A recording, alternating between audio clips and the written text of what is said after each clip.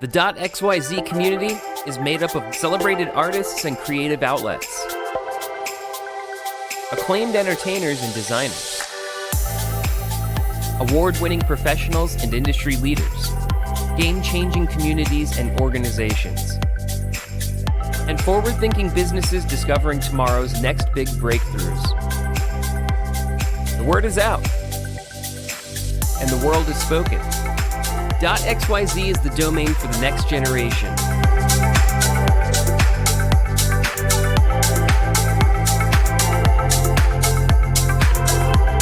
Build a winning online presence with a domain that knows no bounds. Join the revolution. Get your .xyz today.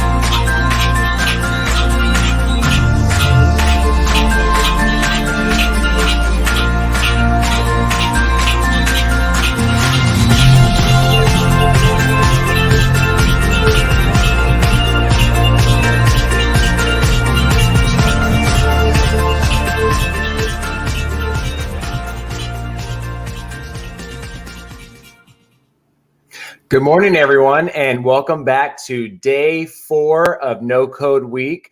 Today, we have an amazing workshop from Bubble, and we will be hearing from Carla, Stickler, success over at Bubble. We are excited to have you guys here and back with us for another day and continue to check the event space and calendar so that you can see what's coming up next. Today, we have Carla. She will be doing a workshop for Bubble, followed by also a live build by Brand Factory and No Code Makers on the actual product of Bubble and how to actually build that in an hour. Also, we will have a founder story from their co-CEO as well this afternoon. So without further ado, I'd like to welcome to the stage and get right to it with Carla Stickler. Hey, Carla. Oh, you're on mute. Oh, you're on mute. Listen, it happens to the best of us. Yeah. It happens to the best of us when we're on tech time, I guess you can call it. Yeah. We have some difficulties. It's all good. Welcome. Thank you for joining us. Happy to have you here. I'm super excited to be here. So much going on with Bubble. It's revolutionizing the no-code space, and so many people, like the video shows, so many bubblers are bubbling now and building out cool apps and web apps on Bubble's product. So we're excited to hear from you, and so welcome. Thank you. Yeah, I'm really excited to share with everyone today, really the power of what Bubble is and what you can do with Bubble. So really quick before we just kind of jump in, I just want to share a little bit about myself. I have a background in performing. I was a Broadway actor for many years. I transitioned into tech because I learned how to code. I found it kind of in a fluke, and I thought it was super exciting. And I was like, I can build my own website with code. That's really cool. And I spent some time learning a couple programming languages. And when I found Bubble, I was just kind of blown away by how quickly you could build things without having to spend all that time learning JavaScript or any other language. And I just kind of got hooked with it. And so I really enjoy now that I get to teach other people how to use the platform and see what they can build with it and how they can kind of grow their companies and startups and things. So I'm really excited to share this today. Yeah. And you're an avid speaker too. Thanks. Yes, I do. I have performed and spoken quite a lot. Yeah. So if you guys go to her LinkedIn, you'll be able to see like she has a really good picture up. Also, following her on Twitter, we'll drop her information in here as well in the stream. But yeah, we're excited to have you. I'll let you do your thing, take from here, and show us Bubble. Thanks so much. All right, I'll see you on the other side. All right, Laura, I'll see you later. All right, so welcome everybody. Again, I'm super excited to be here today. So I'm just going to introduce you all to Bubble. I really want to just start with the super basics. Let's just talk about what Bubble is. As we kind of mentioned, Bubble is the leading platform to build powerful web apps without code. So we like to think of this as visual programming. So we are allowing you to drag and drop elements onto a page to build the design of your application. And then we allow you to create actions and things based on just standard plain English logic statements. So for instance, I want a bubble, or I want a button on my page to do something. So I would say when button A is pressed, maybe log my user in or navigate to another page. So we allow you to create these really fully functioning dynamic web applications with really simple, plain English logic statements. It's also really open-ended. I think this is one of my favorite things about Bubble. A lot of our users are able to build on top of Bubble. I'm constantly impressed with the kinds of things that our users are adding to the platform, to like the kind of functionality and design that they're adding. We also like to say that the learning curve is a lot faster. When you're building with Bubble, we like to say it's from like 3 to 20 hours to kind of really get the basics of what you can do with Bubble. And once you really understand this logic in Bubble, we like to think you have the same powers as a software engineer, as a developer, which is really, really powerful. Also, Bubble is the only tool that lets you build services like Airbnb, LinkedIn, Facebook, etc. So that's really exciting.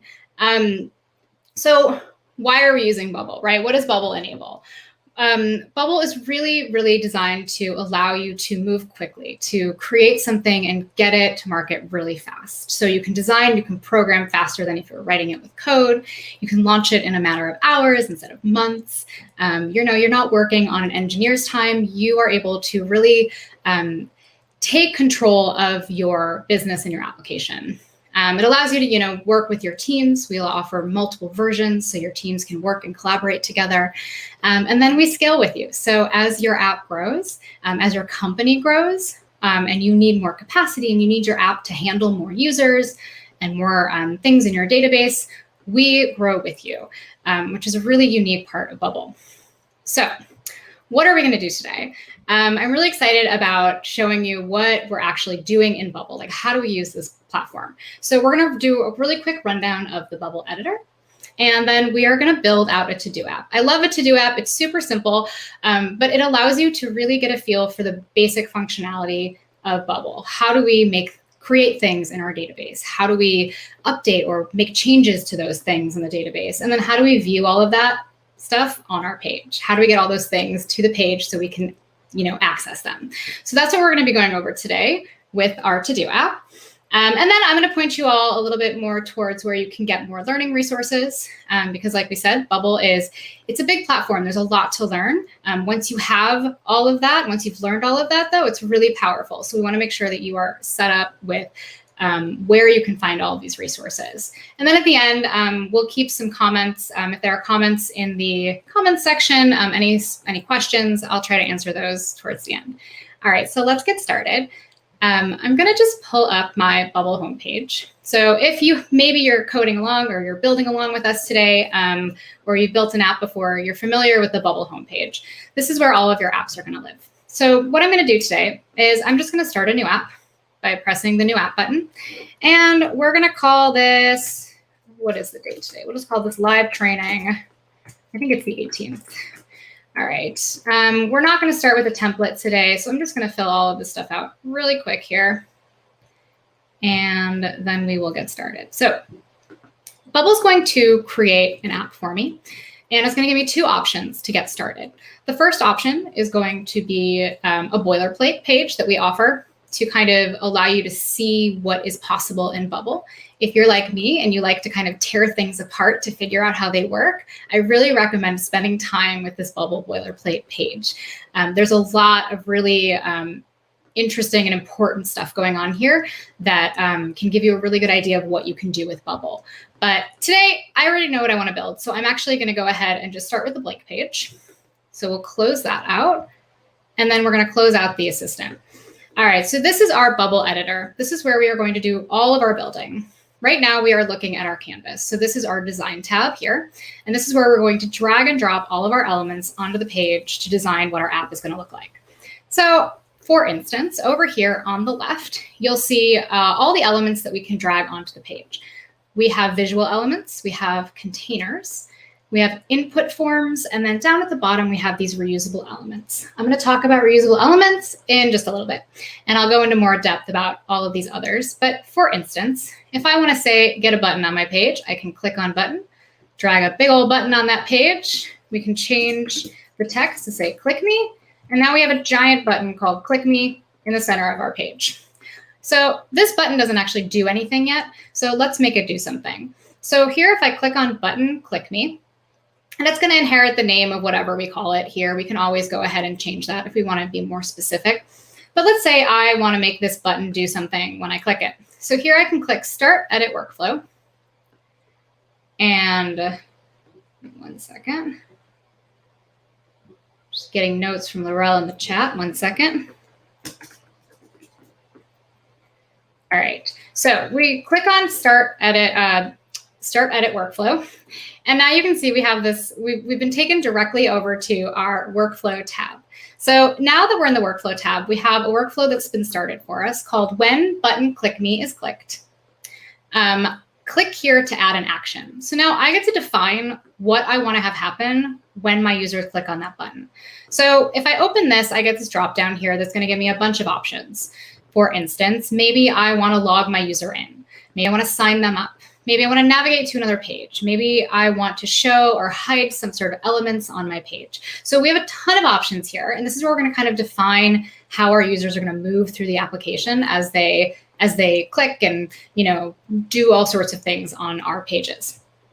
All right, so let's head over to our data tab. So the data tab is where we are going to track and store all of the data in our application. So I want you to think about this kind of like almost like a spreadsheet, right? Where we keep track of all the things that we have. Once we have defined that data, we actually view it very similarly like a spreadsheet. So you're going to see we have this little table here. And this table has columns that once we have things in our database, everything is going to live in this database here. But here in the data types tab, this is where we define those types. We define what we're tracking, what we're going to store. All Bubble apps come with a user data type. This data type is unique from other data types in that it comes with an email field and a password field. We hide that password field from you because we like to keep that super secure. But we do offer the ability to reset a password for your users if you need to do that. So here we have our email field, so we can store the email of a user. We can keep track of their modified date, their created date, and then their slug field. A slug is just a unique identifier that we can use in a URL for a specific thing. Think when you go to Facebook and you view your facebook.com profile page, instead of viewing /16xy, whatever your long unique identifier is, mine would probably say /Carla Stickler because I picked a name that was unique to me. So that's all a slug is. We can add more fields to our user data type. So for instance, let's say we want to track our birthday. We can just add a field to the user data type. This field type would be a date. And once we click create, we now have the option to store birthdays. And we'll take a look at kind of what that flow looks like as we start creating things in our database. So I'm going to go ahead and actually delete this because we're not going to use it today. But let's go ahead now and take a look at our next tab. So this is our styles tab. The styles tab is where we're going to design, we're going to create reusable styles that we can use throughout our application. So Bubble gives us a bunch of default styles today. So we're going to actually use those today instead of diving too deep into the styles tab. But I do recommend getting your feet wet as you're playing around with Bubble and creating reusable styles that you can use throughout your application. All right, the next tab here, we have our plugin tab. So this is how we're going to add extra functionality into our application. So think your users, you want them to be able to pay for things with credit cards, maybe sign up for a subscription, do some sort of secure work with money and credit cards. You may want to add the Stripe plugin. The Stripe plugin allows us to connect to Stripe's API, and then Stripe gets to kind of store all of that data for us, but we get to access it through the plugin. All right. The next tab here is our settings tab. So this is how we are going to kind of define what our app is, the basic settings of our app. Here we can upgrade our app to a different plan. All of our apps come on the free plan. You get access to a lot of things on that free plan. We have the general tab here, which is where, if you wanted to add maybe your Google Maps API keys. And then there's a bunch of other things here. I'm not really going to dive too deep today into the settings tab, but again, I really recommend if you do start, when you start building in Bubble, really spending some time and getting familiar with what we do offer in all of these tabs here. All right, so the last but not least tab here is our logs tab. So this is how we are going to track the usage of our application. We're going to be able to view the real-time metrics of how our app is running. Currently, we haven't actually done anything in our app, so all of our graphs are pretty boring. There's no activity. And you'll see more here as we start building. We'll get like a pie chart that'll tell us how much capacity we've used, how the app is running. So this is really going to help you kind of track and manage that as you're building. Okay, so those are our basic tabs here. A couple other things I'm going to show you up here on the left. This is where we're going to view all the pages in our application. Down here is where we're going to view all of the reusable elements, which again, we'll talk about in just a minute.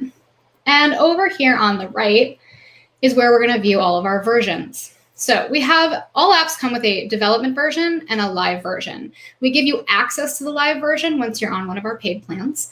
The development version is where you're going to do all of your building. You're going to design what your app looks like in that development version. And then your live version is what your users are going to be using. We keep the databases separate between these two versions. We like to do that so you don't muddy up your live data with all of your test data. All right, so let's get started building. I'm going to show you what we're going to build today. So here is my very simple, basic to-do app. This is kind of like my landing page. It's not really designed to, it's not the most aesthetically pleasing app, but today is really about functionality over design. So what we have here is a to-do app called Too Much To Do, because everyone has too much to do. And we're going to log in by clicking on that button. My login information has been saved here, so I'm just going to go ahead and log into my app. Once I log in, this is going to pop up on my screen, and you're going to see that I have my list of to-dos here. And in my list, we have a date that goes with when these are due. We have a form up here, so we can add a to-do item. So let's go ahead and say we want to add something to this. Let's see, what do we need to do? Let's get a pedicure because the weather is getting warm. All right. So we'll do that on Sunday, and I can add that to my to-do list, and you'll see now it's been added down here in the order of when my to-dos are due. And then the last thing that this app does here is if we click on this little check mark, it's going to remove this from our list. So let's say I already made dinner, and now it's gone. I went shopping, so now I only have 3 things left to do. One thing that I'm going to show you as we're building is that this check mark doesn't actually delete things from our database. When I decided to build this, I was like, what if I want to add a page to this later? Maybe I want to have access to all the to-dos that I did yesterday. So I don't want to actually delete them from my database, but I need to find a way to track whether or not they've been finished. So we'll get into that as we start looking at our data. All right, so this is what our app does. And then I'm going to log out here. And that's the last thing. So it logs us out. It removes all that information, all of our personal to-do information from the app. And that's it. All right, so let's get started building. I'm going to pop over to my editor. And we're going to go to the data tab first. When I'm building, I like to really think about my data first instead of just start building. I think, a lot of people do this differently. Some people like to build first. I really like to kind of think about what is the structure of my data? What is the stuff that I'm going to be storing in my application? So we already know that we are logging in and we are signing up users. So we know we're tracking users, and Bubble already gives us that user data type. But we also know that we need a way to track those to-dos. Because if I log back into my app, I want to make sure that all those to-dos that I created are stored somewhere, that we don't lose track of them every time we create them. So what we're going to do is we're going to create a new type called to-do and click create. And now we have access to a custom data type called to-do.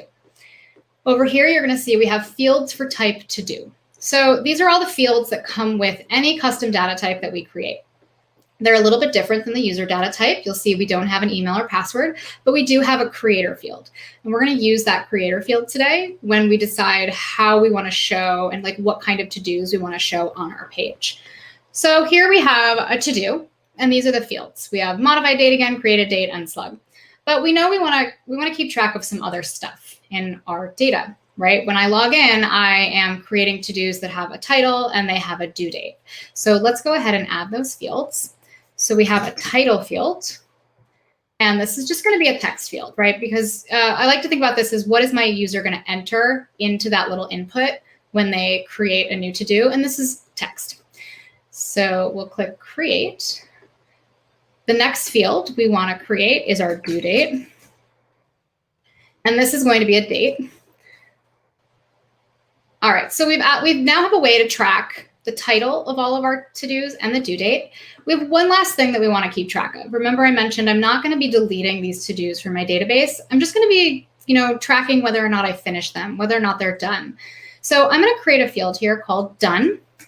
I'm going to add a little question mark at the end. I like to do this with my fields that are yes, no type, because it kind of reminds me that there's always going to be an answer to this question. It's going to be yes or no. So when I ask myself, is this to-do done? The answer is yes or no. So this is going to be a yes, no field. I'm going to create that. All right, so now I have my done field.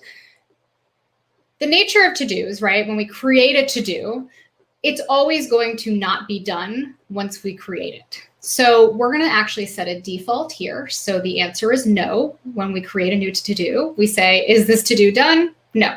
So they're all going to default to no. All right, and that's going to be really helpful when we choose which to-dos we're going to display on our page. Okay, so our data here looks pretty good.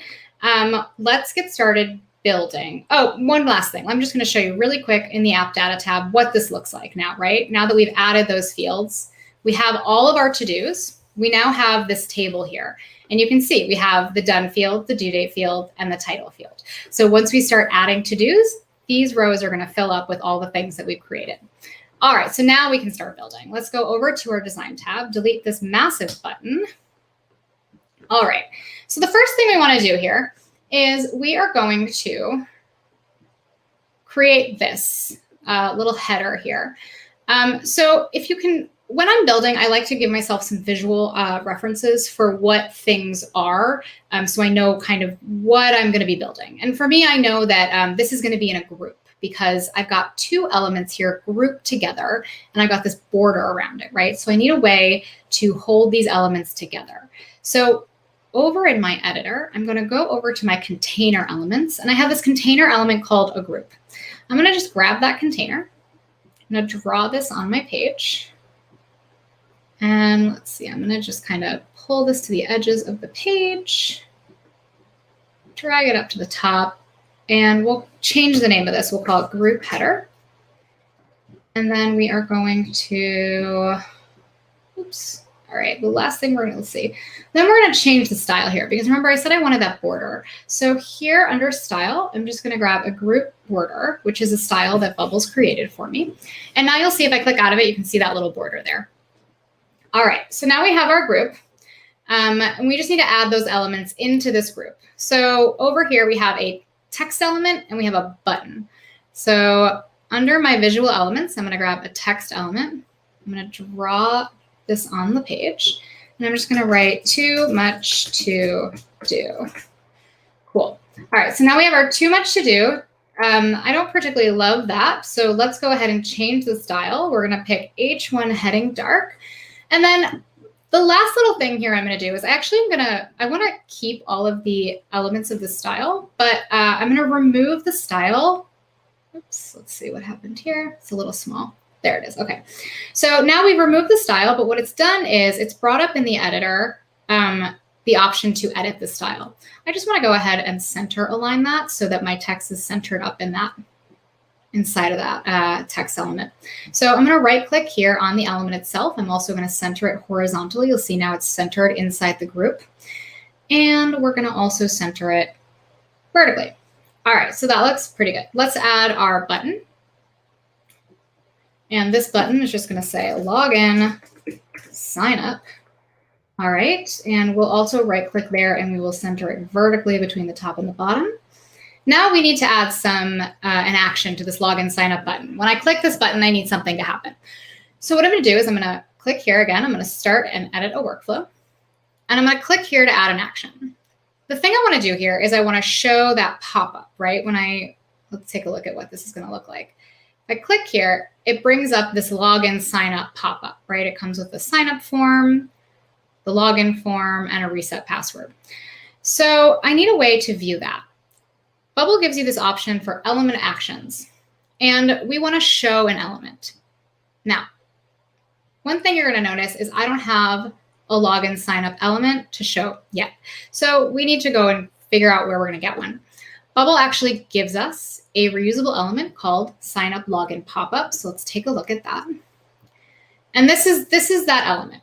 It's created for us. It comes with all the workflows to get logged in, signed up, reset your password. So we actually don't have to recreate the wheel here. We're just going to go ahead and use this pop-up because it has everything that we need already made for us. The only thing we need to do is we need to get it on our page. So I'm going to go back over to my index page. And reusable elements behave just like other elements, except that they kind of live in their own page area, but it's not actually a page in your app. So here, if I go down to reusable elements, I see I have sign up login pop-up, which is that reusable element that we just looked at. So I'm going to click here and I'm going to draw this on my page, just like I would a button. And now you can see I have access to this pop-up, this sign up, this reusable element. If I scroll over it, you'll see I can't actually make edits to it here. I have to go back over to the element itself to edit it if I want to change any design elements or actions or anything with this element. But we have it. I'm going to click outside of it. It's going to look like it went away. It's not. It's still here. If we go to our element tree, we can view everything that's on our page. It's just hidden because pop-ups are hidden by default. All right. So we know that we now have it on our page. So if we go back to our workflow and I click here, I click show an element. If I click on this dropdown, you'll see I now have access to that because it lives on this page. So here I'm going to click show sign up login pop-up A. All right. So now we're going to kind of move into something a little bit more advanced. So we're going to talk about conditions. So here, when I click on this button, I'm not a logged in user, right? I'm currently signed out of this application. Once I log in here, this button actually says log out. It doesn't say sign up, log in, because I'm no longer a logged out user. I'm actually a logged in user. So when I click on this button again, it's not going to show me the pop-up. It's actually going to log me out of my app. So I need to think about how can I create some sort of logic in my app that creates a condition where I do something differently based on the state of my user. Is my user logged in or are they not logged in? So here what we're going to do is on step 1, we have an only when option. So we are going to show this pop-up only when the current user isn't logged in. So now we know that this pop-up will only be shown if we're not logged in. We can now add another action right after it. And this is going to be an account action called log the user out. And again, we have this only when option. We're only going to log the user out when our current user is logged in. So this way, when we're not logged in, we see the pop-up. When we are logged in, we log out. Now, the last little piece of this conditionality is we need to also tell this button what is it going to what's the text of this button going to be based on if we are logged in or not logged in? So the default for this button is going to be login sign up. The condition we're going to add here under our condition tab is going to be define another condition. And we're going to say when our current user is logged in, the text of this button, we're going to delete login sign up, and it's just going to say log out. So now we have this condition here. So when this is true, when our current user is logged into the app, this text will say logged out. If that condition here, this when condition, is not true, we're going to go to the default, which is going to be login sign up. All right, so let's go ahead. We drew a lot of stuff on our page. We made a lot of stuff happen. Let's take a look at what this looks like. So we're going to preview this in the editor or in the browser. So I can just click on preview and it's going to load my app. All right, so you'll see we have our app here. One thing I want to point out real quick that's a little bit different. Note our group here doesn't actually expand the entire width of the page. So I'm going to really quick just make a change. We're going to go back to our editor. See how this one expands all the way across? I'm going to make the page of my app fixed width. So I'm just going to click this box here that says make this element fixed width. What that means is my entire page is going to be 1080 pixels, no matter how big my browser is. Right now, my browser is a little bit over 1080 pixels, which is why when we view this, it's stretching to fit the width of the page. However, I want it fixed so it doesn't stretch, so it isn't responsive. However, if you are building mobile apps, or you want your app to be a little more responsive based on the width of the page, you can play around with whether or not you want certain elements fixed width, or if you don't want them to be fixed and you want them to adjust to the width of the page. For us today, though, we're going to make this whole page fixed width. So now if I go back to my browser, I can refresh the page and we should see this adjust to 1080 pixels. Great, perfect. So now we have 1080 pixels. All right, so now let's check our actions. Let's see if our login sign up works. So here I'm going to click on login sign up. Great, so we know that we're not logged in. So it says login sign up. We click it, it pops up this pop-up to sign up. So I don't have any accounts in here. So I'm going to create an account real quick. Sign up. Chrome is going to throw me some errors because it doesn't like my password. All right, so now we know that I am a logged in user because this now says log out. So we know that our condition is true because that button says log out. Now, if I click on this button, let's see if our second action works. It should log us out. Awesome. And we know that it logged us out because that condition is no longer true, meaning that this now is going to the default and it's login sign up instead of log out. All right. Now let's see real quick, let's go to our data and let's just see what that looks like. So remember we just created our first thing in the database. That's the user that I just created. We now have something to show in our table. This is the user I just created. Still, we have no to-dos. So let's work on that. All right, so we know how to log in, sign up. When we do this in this app, this here is going to appear. So remember I was talking about how I like to add borders around elements to kind of give me an idea of what they are. Again, we have a group here with this border that's going to have a bunch of elements inside of it. So let's get that group on the page. Over under containers, I'm going to grab group. I'm going to draw this group nice and big on the page. I'm going to make sure that it clicks to the sides. So it's the entire width of our page. And then I'm also going to set this to group border so I can see the border around that group. All right, so now remember we just worked with conditions. We're going to add a condition now to this group. When I'm not logged in, this group, I do not want it to be visible. I do not want to see it on the page. It should be nowhere in sight. So I want to make sure that if I load my page, the default here is not going to make this group visible. So I have this option, this element is visible on page load. I want to click uncheck that. So now this group is not going to be visible on page load. So let's add a condition to decide when we want to actually show this group.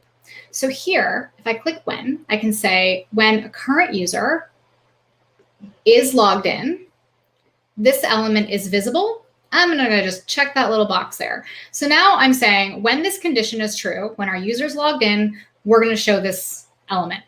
Everything that's inside of this element is going to inherit this. So that means everything inside will also be visible if this group is visible. If this group is invisible, everything inside of this group will be invisible. All right, so that looks pretty good. Let's actually just test that out real quick in the browser.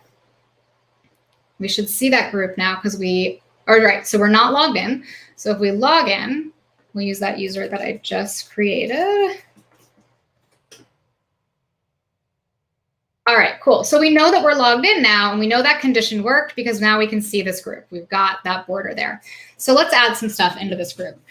So what do we have? We have today's date. We have this form. We have a little text element here, and then we've got this list of things. So let's get that date here on the page. I'm going to grab a text element. I'm going to draw this here.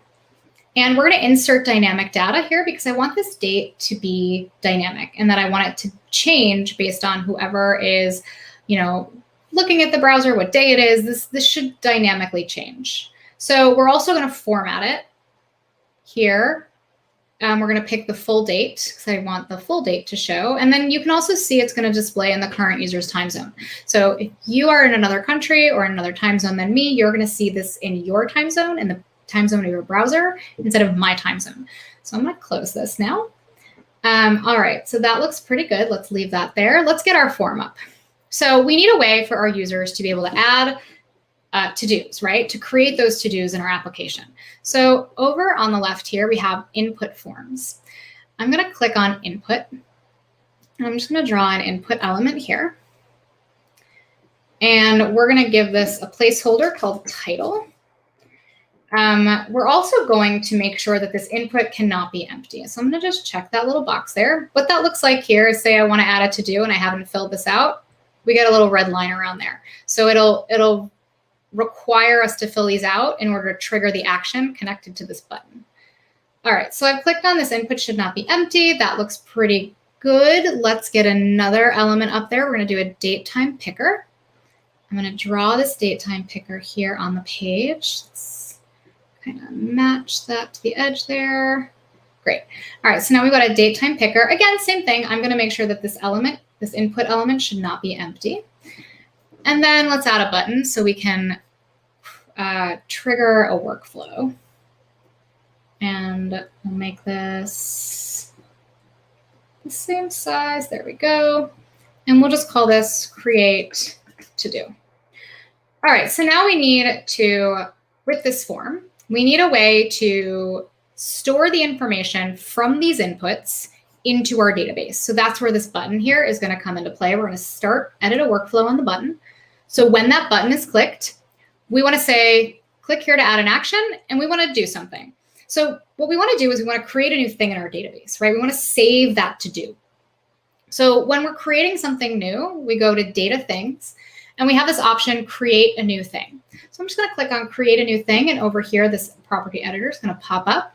And it's going to say, OK, great. You want to create a new thing? What's the thing you want to create? What kind of type is that? What kind of data type is that? So the data type of thing is the to-do. And then we have to tell it, how are we going to set those fields? Remember, we created those fields, the title field, the due date field. This is going to say, OK, we can create a new to-do, but we need to know where to get the values. We need to know where that information is coming from. So we see these fields here. So we're going to say, OK, let's set the title field equal to. Now we have these options here for those input elements that we added on the page. So the title field is going to equal the input title's value. So now we have a way to view the value of whatever our user put into that input element. We're going to set another field because we also want to store the due date. So we can click on due date field is going to equal whatever our user puts into that date time picker A's value. All right, we don't have to set the done field because we set that default to no. So we can just kind of leave this alone. And that's going to create our new to-do. We do want to add one more action here. This is an element action. And what this action does, we're going to click on reset inputs. Reset inputs is going to reset those inputs. Basically, we create a new to-do. Instead of leaving the data or the name, the title, or the due date in those inputs, it's going to reset them. It's going to clear them out. So next time we go to create a new to-do, we don't have to delete anything. We're not going to accidentally create multiple to-dos of the same thing. This is a really handy little action here. All right, so that looks pretty good. So now we have a way to create our to-dos. So let's go ahead and create a to-do on our page. I'm gonna refresh this. We're still logged in. All right, so we're logged in. Now we can see that we have our form. So the title here, let's say we want to grocery shop. I always need a grocery shop. All right, we're gonna do this on Saturday. So I'm gonna click create to do. Now, nothing happened. Well, it looked like nothing happened. Mostly nothing happened because we haven't actually created a way to display that to do on our page, but that to do should have been created. So we can check that by going to our database, clicking on our app data tab. Let's refresh this. And now under all to-dos, we should see that to-do that we just created. If that action worked properly and I click this button, now I have something that I've created in my database and I can see it. We have under the done field that default no, the due date that we picked out of the date time picker, the title that we put in the input, and then created by me because I was the logged in user when I created this. We can also edit this if we want. Maybe we want to change the default, the done to yes. We're not going to change that right now, but we can edit these if we need to. Okay, so we now have a way to create things. We know that it's working.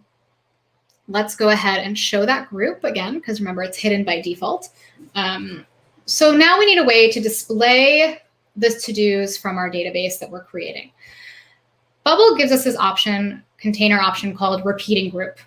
I'm going to click on repeating group, and I'm going to draw this here on my page. Okay, so with repeating groups, the important thing here is we have to tell the repeating group what type of content this is. What is this? What are we displaying here, right? For us, we know that we want to display to-dos. So I'm going to click on to-do. And then the next thing here is data source. We need to tell this repeating group where it's going to get that data from. So we're going to click here and we're going to do a search for. All do a search for means is go to my database, search my database for the things that I want you to search for, and then bring them back to this element so I can display them on the page. So I'm going to do a search for my database, and the type of thing I want to search are going to be the to-dos. So now right now, as is, this is going to return every single to-do in my database that I've ever created or that anyone has ever created. Now, I only want to view the to-dos that I have created. As a signed in user, I should only view my to-dos. So here I'm going to add a constraint. And the constraint here is going to be created by, right? Remember, we have a created field on everything, on all the data types that are created by us. So I can do created by equals the current user. Now we're going to add one more constraint. This is going to use that done field, right? It's going to be no if we haven't finished the to-do. It's going to be yes if we have. So I want to make sure that I only view to-dos where that done field is going to equal no. This way, anytime my to-dos have yes under that field, I'm not going to return them to the page. They're not going to show up in this repeating group. All right, this looks pretty good. I'm going to just change this to 5. We'll get a couple more, another row in there. Let's go ahead and change this again to standard repeating group style so we get that border. All right, so now we have this repeating group. We know that we're going to return all of the to-dos ever created to this repeating group. However, we now need a way to view those to-dos. Each cell in the repeating group represents one thing returned in that list of things from the database, right? We did a search, we returned a list of to-dos. But right now we don't have any elements inside of these cells to display the to-dos that are going to live in those cells, right? So one cell is going to represent one to-do, the next cell is the next to-do. We want to view the title, right? Here, if I click over here, I'm viewing the title of this to-do. I'm viewing the due date of this to-do. So we're going to grab a text element over here, and we're going to just draw this inside of this first cell. And as you can see, it repeats in all the cells. So now every single cell is going to access one to-do. If I click on Insert Dynamic Data, we now have an option called Current Cells To Do. So this is going to be the cell of whatever cell we're looking at. We want to view the current cells to do's title.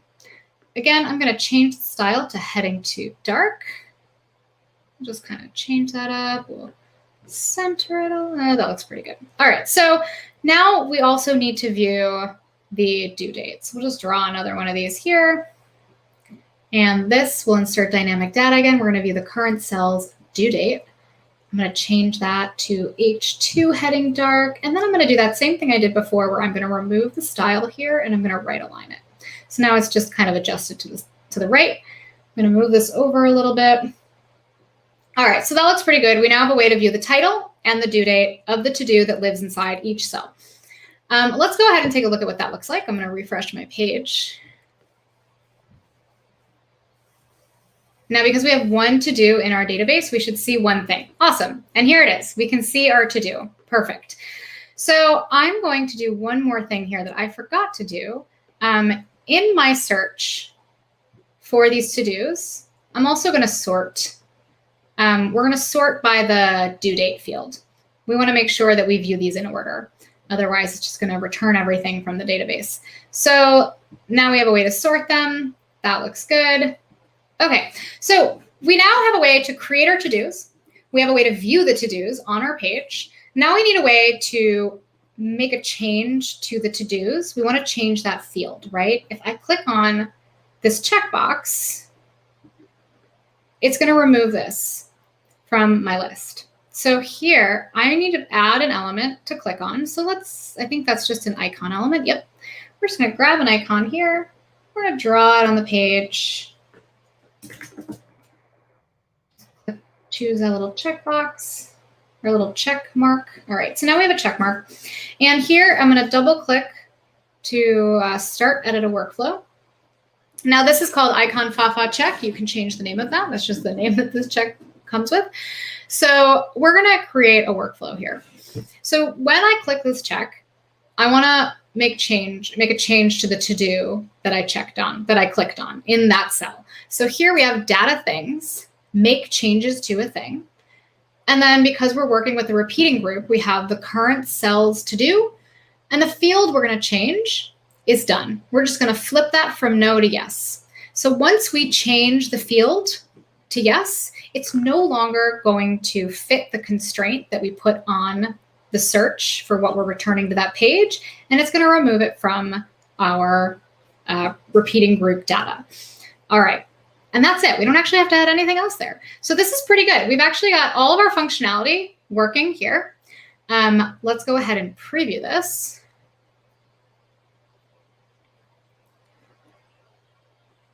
All right, so we've only got one thing here. Let's add another thing. Let's get vaccinated because everybody should get vaccinated. All right, and we'll do that on Saturday as well.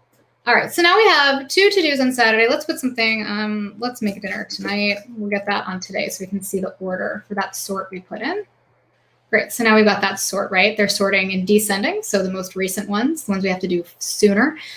All right, so this looks pretty good. Let's now remove something. Let's say we already got vaccinated. If I check on this, click on this checkbox, it should disappear.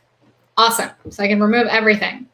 Now, that's really cool. It works perfectly. Let's just take a look at our database so we can see what that looks like. I'm going to refresh this page again so I can refresh my data. I could also click that little refresh data thing at the bottom. Once this loads, all right, so here we'll view all of our to-dos. Cool, so we have those 3 to-dos that we created. You can see under this done field, we have 1 that's not been done and 2 that have been done. So they still exist in our database. They haven't gone anywhere. But these 2 that are done, they say yes, they're no longer showing up on our page because they don't match that constraint. So that looks pretty good. We've got the 1 user we created. If we create more users, they're going to live in here as well.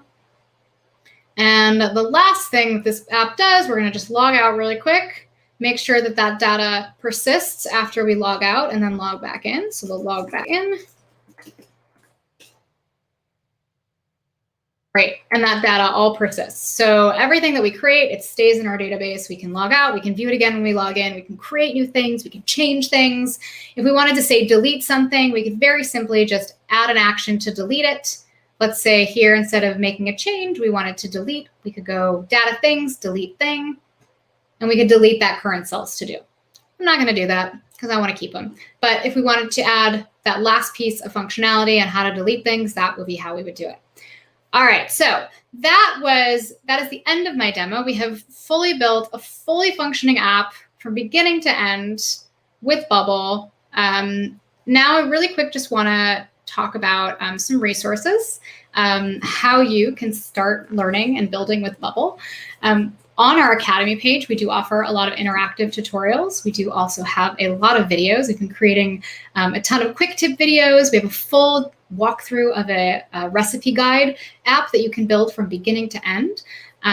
We are constantly adding more video tutorials, so I really recommend checking those out, building along.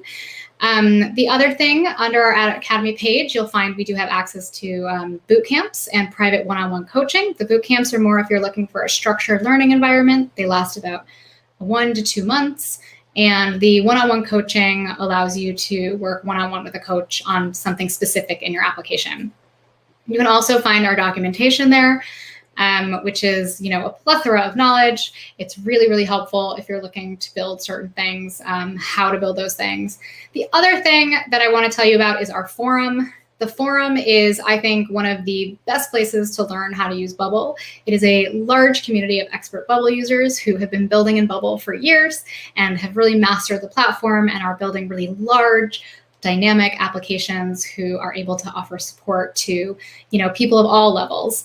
It's a really great way to learn how to add more custom features to your app and get familiar with, what other people are doing and building.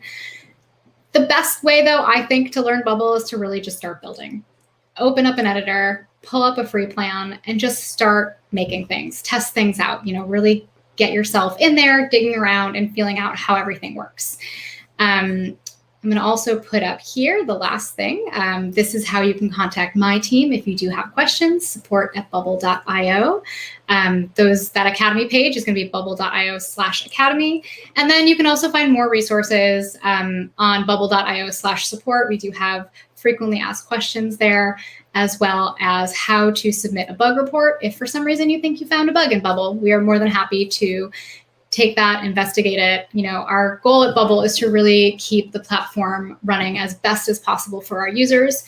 If you have an idea for something you'd like us to add to Bubble, feel free to reach out, let us know. We're always adding new features.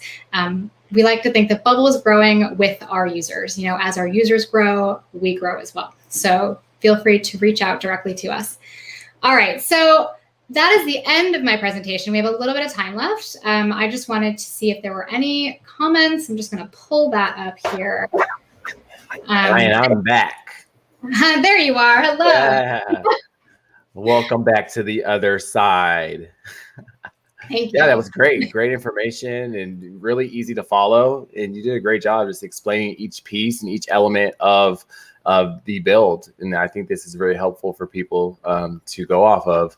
I also had a couple questions just to kind of, circle back on, just get a little more detail. What would you say how Bubble compares to like traditional like website builders like Webflow or WordPress, Squarespace, or Wix? Like what's different? How does it compare?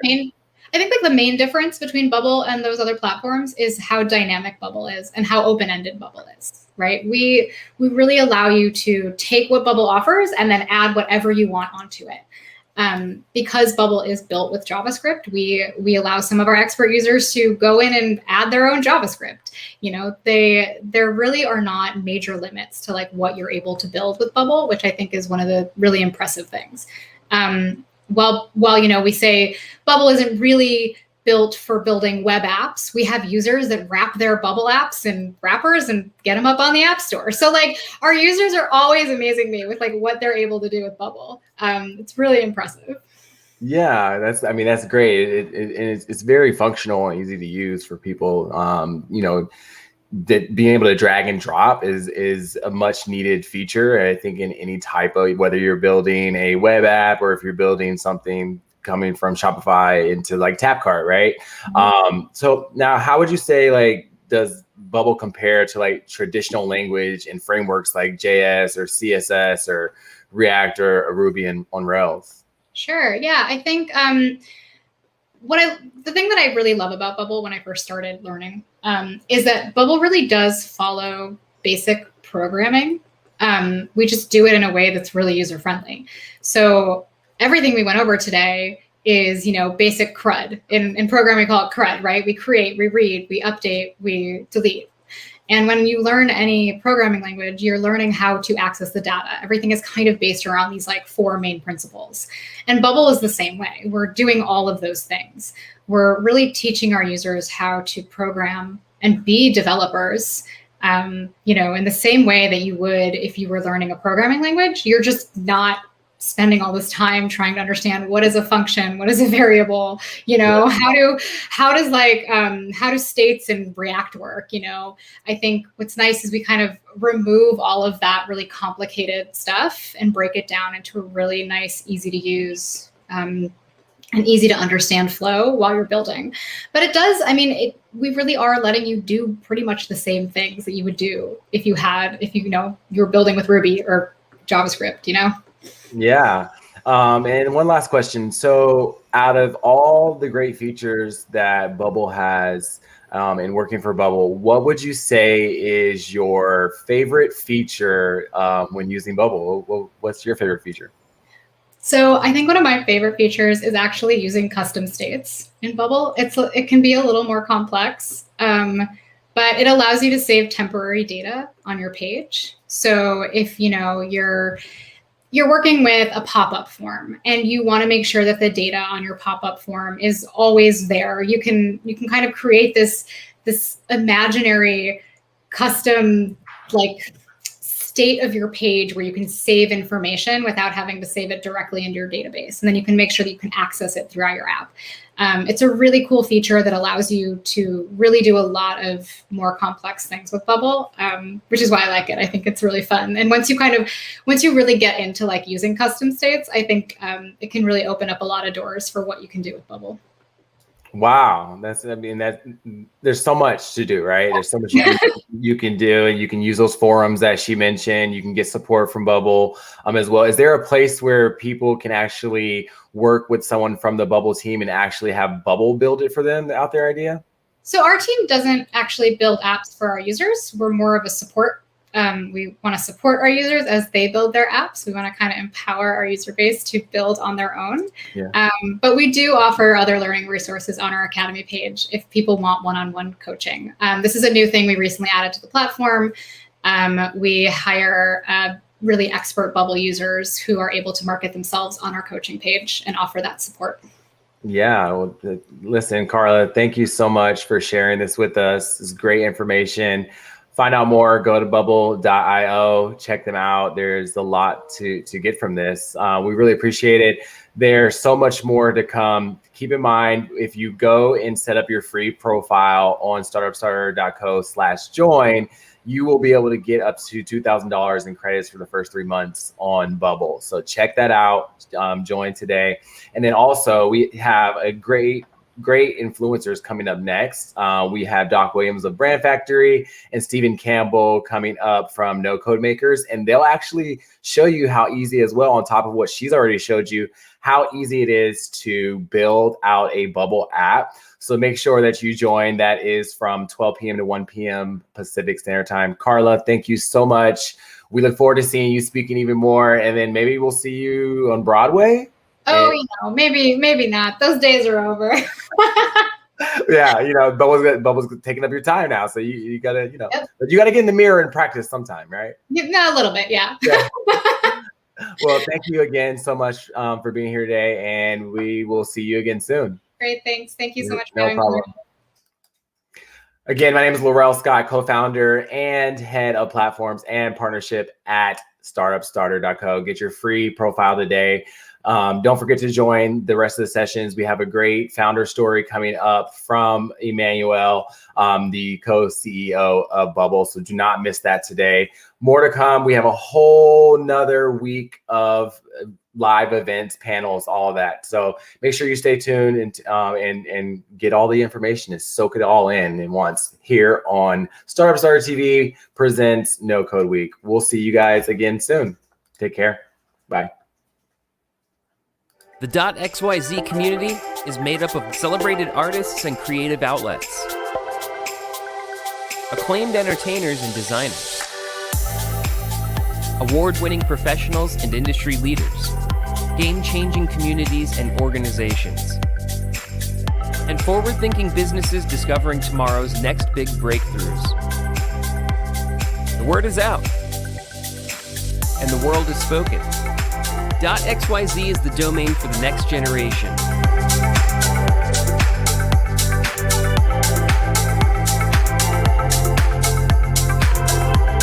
Build a winning online presence with a domain that knows no bounds. Join the revolution. Get your .xyz today.